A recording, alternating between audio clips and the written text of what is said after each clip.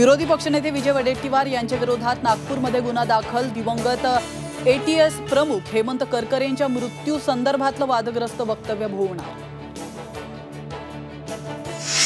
अवकाळी पावसाचा दिग्गज नेत्यांच्या सभांना फटका। वडगाव शेरीतील पवारांची सभा रद्द। उद्धव ठाकरेंचा जालना दौराही रद्द, तर राज ठाकरेंच्या पुण्यातील सभेवरही पावसाचा सावट।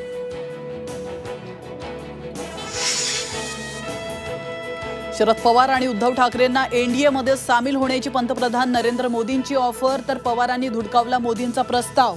पराभव दिसत असल्यानं मोदींची अशी वक्तव्य। राऊत पटोलेंचा दावा।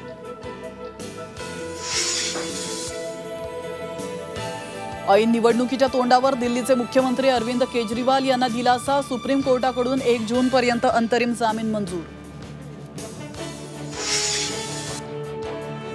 खासदार आणि अभिनेते अमोल कोल्हेंचे अभिनयातून संन्यास घेण्याचे संकेत। झी 24 तासच्या निवडणूक यात्रा कार्यक्रमात दिलेल्या खास मुलाखतीत वक्तव्य। डॉक्टर नरेंद्र दाभोलकर हत्या प्रकरणी सचिन अंदुरे, शरद कळसकरांना जन्मठेप आणि 5 लाखांचा दंड, तर वीरेंद्र तावडे, संजीव पुनाळेकर, विक्रम भावे निर्दोष।